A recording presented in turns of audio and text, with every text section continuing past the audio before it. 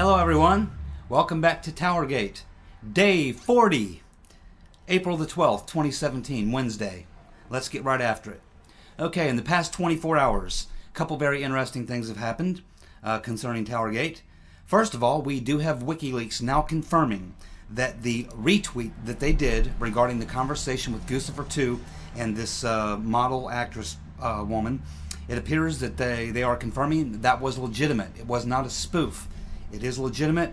It was in fact a legitimate conversation, and WikiLeaks is now confirming that retweet is for real, not a spoof. Very, very important. We'll continue to watch this percolate, and at some point it will find its way to the surface and to the mainstream, and it will raise even more questions. Let's see. Next up, Carter Page. There was a FISA request by the FBI for Carter Page. Carter Page was a person who was involved in the Trump campaign and as a campaign finance chairman. He wasn't really anybody having to do with policy or anything like that, simply worked in the campaign finance for the campaign. He may have had some shady dealings with some foreign nationals who of the Russian persuasion. Excuse me. Whether or not he did anything illegal or unethical or whatever, we'll probably have to find out. He denies, of course, doing anything, sharing any intelligence or anything like that. But he's not really part of Trump's inner circle. He's not involved in any policy making. He's not involved in the administration. He was simply a campaign finance chairman during the campaign. So I don't think anything that he may have done, even if he did do something that was unethical or illegal, it's not going to rub off on Trump, other than the fact that there was this relationship as far as him being a campaign chairman. So what's interesting about this is, as I mentioned to you the last day or two, Trey Gowdy, Nunes, and Conaway all showing frustration that they are not getting documents that they requested and that there's stonewalling going on. Now, I think that as far as the FISA request, doing a FISA request to get a warrant is fine if they suspect there's some activity going on that requires that. But I think that probably some of the stuff that's being stonewalled is the applications for the FISA warrants, because they're probably more important than the FISA warrant themselves. Because when you go to a judge to get a warrant, you can't just go to the judge and say, yeah, I'd like a warrant to spy on so-and-so, conduct surveillance, because I'm just kind of curious if he's doing anything. See, that's not going to work. You actually have to go to the judge with the FISA application and actually have some proof that you have probable cause or reasonable suspicion that the person is engaged in some sort of criminal activity. So probably what is being stonewalled is those applications, because that tells you everything you need to know about what specifically it was that they were wanting to look at and the reason for that. So if the reason given on the FISA application is one thing and what they did once they got the warrant was something else, now you have a problem. Of course, unmasking the names of these individuals and then spreading this information throughout 5-6 different intelligence and law enforcement agencies would also be, at the very least, a super big ethical problem, a big political problem, and possibly even criminal. And this is where this investigation is heading. It's not so much that they requested these FISA warrants. It's what was the reason that they used to get the warrants, and then why did they unmask certain individuals? Why did they spread these conversations, which was apparently done in spreadsheets, to these other agencies? And was, in fact, the information that they were gathering, was this being shared with the president and his staff in the daily briefings? These are all the types of questions that the House intelligence community is going to try to get to the bottom of. And this is where the illegalities come in, or certainly huge political problems. And of course, you still have the issue of why is Susan Rice involved in an espionage investigation as a national security advisor? That's not the role of the national security advisor. Her job is to advise the president on issues of foreign policy. The national security advisor is not supposed to be involved in espionage investigations. That would be the role of the FBI. So why was she getting this information, having it put into spreadsheets, and then having it dispersed throughout the intel and law enforcement community?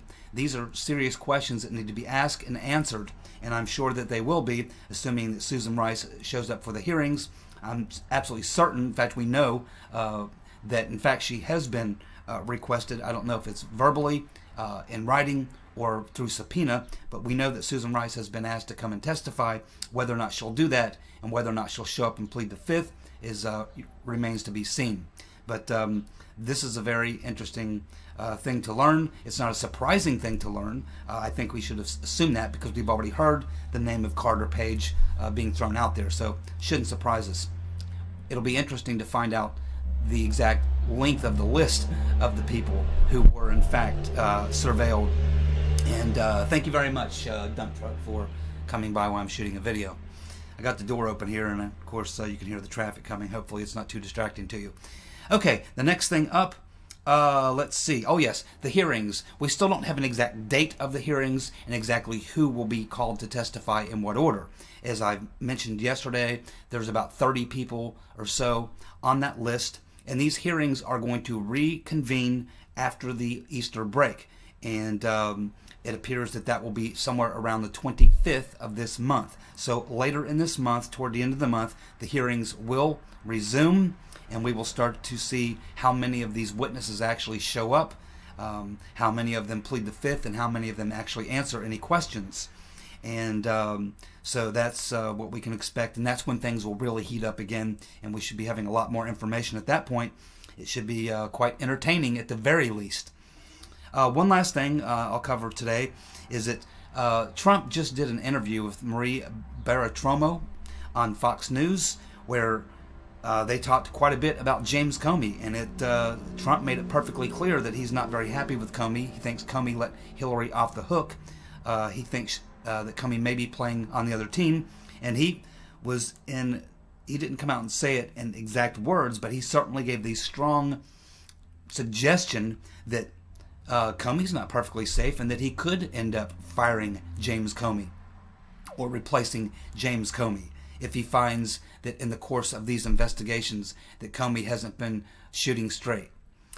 So very interesting that he would have this conversation with Bartiromo on Fox News and be talking openly about the fact that James Comey is not necessarily safe, and that Trump is not particularly happy with James Comey. So, one thing about Trump, you ask him questions, he pretty much tells you. I mean, these generally are not things that presidents would comment on or talk about. But Trump, he's not your average politician, not your average president, and the guy comes out and answers questions, man. And that's why you gotta love him. Whether or not it's politically wise or not, I'm not sure. Certainly Comey is going to hear about this, and he's not going to be very happy, but Trump doesn't seem to care. That's what I love about this guy. So anyway, those are the major developments in the last 24 hours. So things are moving forward. Again, as I've been saying, I think that this is largely going to end up being a political three-ring circus. I think the Republicans will use it primarily to gain political advantage. I have no confidence that anybody will actually go to jail or be held accountable, because these people never are. When I actually see someone held accountable, I'll change my tune. But at this point, I'm quite pessimistic, and I still stand by the statement that I made 2 days ago, that if I'm wrong, if any of these people, Rice or any of these people, actually get convicted of felonies and actually face any real consequences for their activities, I will sit here and eat a can of raw spinach right in front of you, which, as I said, I hate spinach. So anyway, I'm sticking to it. That's what's going on. TowerGate, day 40, April 12th, 2017. We'll be back tomorrow if anything else breaks, and I have a couple more videos coming up for you today. And but that's all we got for right now on TowerGate. You guys have a good day, and take care. Be safe. Goodbye.